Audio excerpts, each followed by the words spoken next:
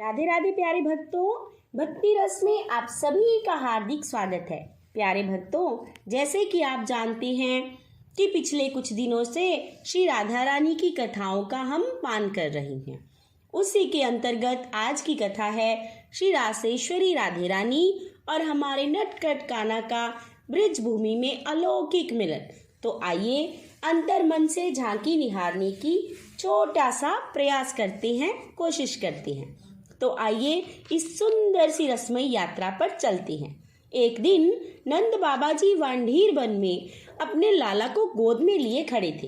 इतनी ही देर में काली घटाएं छा गईं, वायु बड़े वेग से चलने लगी और बाबा को अपने छोटे से कान्हा की चिंता हुई। इतने में ही बड़ी बड़ी बूंदें आरंभ हो गई।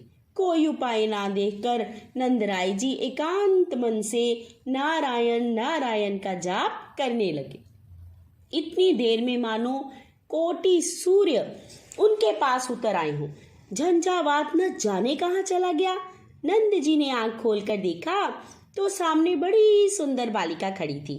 बाबा ने आश्चर्यचकित होकर देखा कि बड़ी सुंदर बालिका खड़ी है। बोले, वृषभानु कुमारी, तुम यहाँ इस समय क्या कर रही हो बेटी? ऐसा कहते ही मानो नंद राय जी राधा जी के मुख की ओर निहारने लगे। मुख कोमल और चेहरे की आभा झलमल झलमल कर रही है। उनकी शोभा देखते ही बनती है।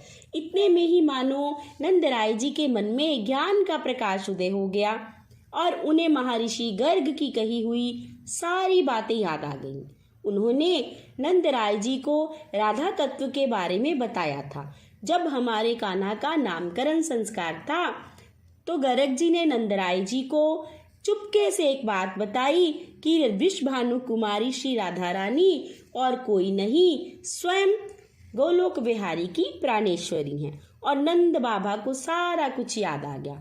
उस समय तो बाबा भूलते जा रहे थे, परंतु राधा रानी को देखते ही उन्हें सारी स्मृति हो आई और नंद बाबा ने राधे रानी को प्रणाम करके कहा, हे गोलोक विहारिणी, मुझे पता है कि आप इनकी प्राणेश्वरी हो और मेरी गोद में स्वयं त्रिलोकीनाथ आपके प्राणेश्वर हैं। लो देवी, इन्हें आप ले जा सकती हो।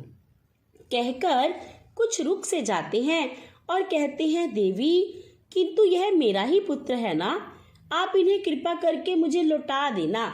इतना कहते बाबा अपने लाला को राधा जी के हस्त कमलों में रख देते हैं और प्राणेश्वर को लेकर राधा रानी एक गहन वन में प्रवेश कर जाती है। और आपका दृश्य इतना मार्मिक है कि गोलोक का रासमंडल मानो उस वन में उतर आया हो। इतने में ही कान्हा उनकी गोद से लुप्त हो जाती है और किशोर अवस्था में प्रकट हो जाते हैं और राधे जी उन्हें देखकर आनंद विभोर हो जाती हैं। परंतु गोलोक विहारी उन्हें गोलोक की सभी बातें याद दिलाते हैं। इतने में ही जगत पिता ब्रह्मा जी उन दोनों के मध्य प्रकट होते हैं और राधे तथा राधेश्वर के चरणों में प्रणाम करते हैं। इस पल के लिए अर्थात राधा जी के चरणों के दर्शन करने के लिए ब्रह्मा जी ने 60,000 वर्षों तक पुष्कर तीर्थ में तपस्या की थी। प्यारे भक्तों, तब जाकर उन्हें भगवान विष्णु से वरदान प्राप्त हुआ था और आज उस वर की पूर्ति के लिए प्रभु की लीला में एक छोटा सा भिन्न करने के लिए ब्रह्मा जी स्वयं पधारे हैं। ब्रह्मा जी ने दोनों के मध्य अग्नि प्रज्वलित की और विधि पूर्वक हवन आरंभ किया। राधा जी और हमारे बिहारी जी ने अग्नि की 7 प्रदक्षिणा कर अग्नि को प्रणाम किया। ब्रह्मा जी की बात मानकर श्री राधा पुनः प्रदक्षिणा करके श्री कृष्ण के समीप आसन ग्रहण करती हैं। ब्रह्मा जी श्री कृष्ण को श्री राधा का पानी ग्रहण करने के लिए कहते हैं और राधा के हस्त कमल को कान्हा के हस्त कमलों पर धारण करते हैं। हस्त ग्रहण अर्थात राधा जी का हाथ पकड़कर कान्हा ने 7 वैदिक मंत्रों का पाठ किया और कृष्ण ने सुंदर मनोहर वनमाला श्री राधा जी के गले में और श्री राधे रानी ने पारिजात कुसुम माला श्री कृष्ण के गले में डाली। इसके बाद कमल धव अर्थात ब्रह्मा जी श्री राधा जी को प्रभु के वामंग में विराजित कर 5 वैदिक मंत्रों का पाठ करते हैं। जैसे एक पिता अपनी पुत्री का कन्यादान करता है, वैसे ही ब्रह्मा जी ने सारी विधि संपन्न करवाई। आकाश दुदुम्बी मूरज आदि देव वाद्यों की ध्वनि से गूंज उठा। देव वृंदों ने पारिजात के पुष्पों की वर्षा की। गंधर्व मधुर गान गाने लगे। अप्सराएं मनोहर नृत्य करने लगी। ब्रज गोपों के, ब्रज सुंदरियों के सर्पदा अनजाने में ही इस प्रकार विश्वानुनंदिनी एवं नंदनंदन की विवाह लीला संपन्न हो गई। गांडीर वन में निकुंजों में रस की तरंगिनी बह चली। रासेश्वरी श्री राधे रानी और हमारे कान्हा दोनों आनंद विभोर होकर बह चले। विश्वानुनंदिनी देखती है कि मेरी गोद में नंदराय जी ने जिस पुत्र को सौंपा था वह तो अभी भी यही है, तो बाकी सब कुछ क्या स्मृति मात्र था। श्री कृष्ण की वह किशोर मूर्ति अंतर्हित हो जाती है और वह पुनः बाल रूप में आ जाते हैं। नंद नंदन को श्री राधा रानी यशोदा जी के पास ले जाती हैं। मैया, वन में झंझावात आरंभ हो गया था और बाबा बोले तू इसे घर ले जा और घर पहुंचा दे। बड़ी वर्षा हुई है, देखो मैया मेरी साड़ी सर्वदा भीग गई है। मैं अब घर जाती हूँ, घर से आए हुए मुझे बहुत देर हो गई है। मेरी मैया भी चिंता करती होगी। श्री कृष्ण को आप संभाल लो।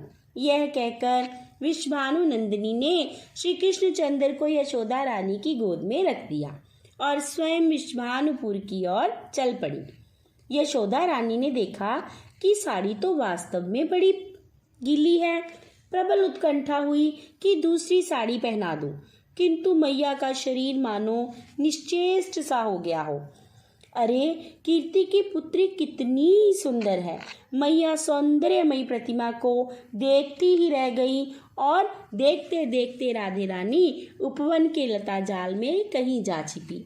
और उधर वहां भांडीर वन में ब्रजेश्वर नंद को सिर्फ इतनी ही स्मृति रही कि वर्षा हो रही थी और भानु कुमारी के हाथ मैंने पुत्र को घर भेज दिया है।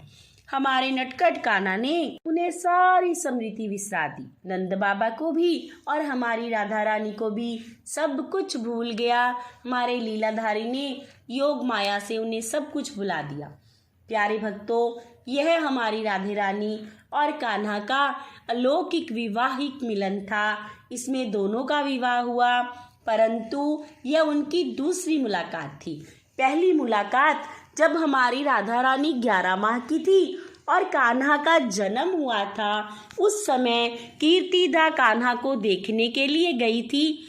तब राधे रानी अपनी माँ के साथ उन्हें देखने गई। उनकी यह दूसरी अलौकिक मुलाकात थी। ये मैंने आपको बड़ी प्यारी सी कथा सुनाई है। आगे और कथाओं के साथ फिर हमारा मिलन होगा और मैं आपको ऐसे ही सुंदर सुंदर कथाएं सुनाती रहूंगी। तब तक के लिए राधे राधे। और हाँ प्यारे भक्तों, यदि आपको मेरी कथाएं अच्छी लगी हों तो इन्हें लाइक और सब्सक्राइब करना ना भूलें। राधे राधे।